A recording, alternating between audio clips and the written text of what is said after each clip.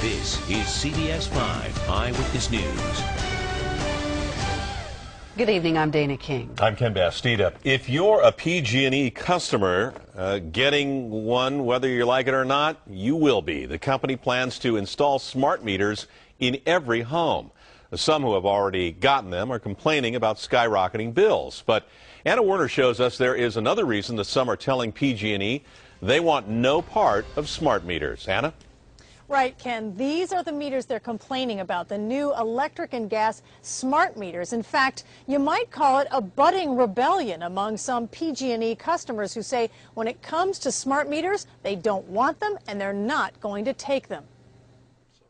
Mark Diedemann is taking a stand, putting his old meter under lock and key. I locked the box so they couldn't lift the panel. Trying to lock out PG&E's new smart meters. What I basically said to PG&E is, you're not coming by to put this on my house.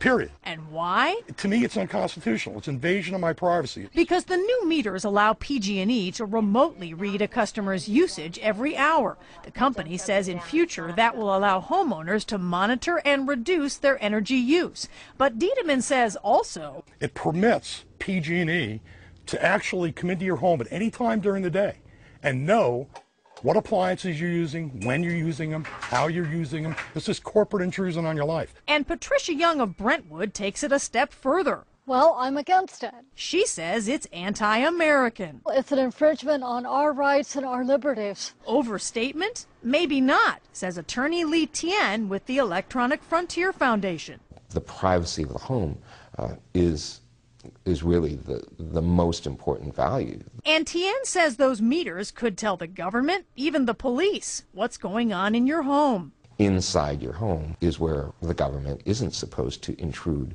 without some kind of a warrant, usually. And yet when this data is flowing freely outside your home, the information gets outside that sort of protected boundary and you start to have a problem. Which is why Diedemann says he won't accept a smart meter. This is where I take my stand.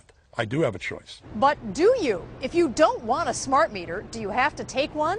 For the answer to that, let's go to the rule book, the tariffs approved by California's Public Utilities Commission. And the answer is right here in rule number 16, that PG&E shall at all times have the right to enter premises for any purpose connected with the furnishing of electric service.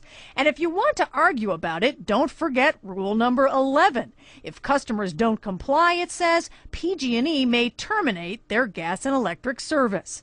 And letters from PG&E tell customers exactly that. They're threatening that if I don't let them, they're going to turn my gas and electric off regardless of the status of the bill, which is paid. We haven't seen an actual termination of service from the utility, but we've heard anecdotes. And Matthew Friedman with consumer group Turn thinks it's more than a threat. If people tell PG&E they don't want a smart meter, we expect that PG&E will try to ram it down their throats. PG&E says that's not true, that the utility wants to work with customers. The company declined to do an interview, but told us in a statement that regarding privacy, protecting their customers' confidential information is a top priority. And what's more, that the Public Utilities Commission provides very strict prohibitions on specific customer information being provided to third parties without the customer's written consent.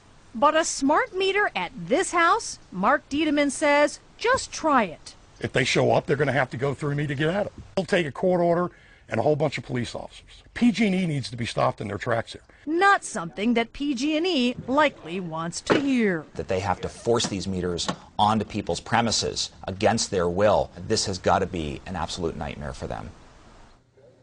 So now you say you have questions about smart meters and perhaps energy conservation. Well, tomorrow morning in Walnut Creek, starting at 10 o'clock, there's an opportunity for you to put your questions to PG&E and the CPUC at a forum hosted by the California Public Utilities Commission and Senator Mark DeSaulnier's office. We have put details of that meeting, which runs from 10 to 12 in Walnut Creek, on our website. Just go to cbs5.com, click on Investigates, and while you're there, send me an email about your experience with smart meters or any other stories we should investigate. Ken and Dana will keep you up to date on the smart meter debate. Sounds good. Thank you, Anna.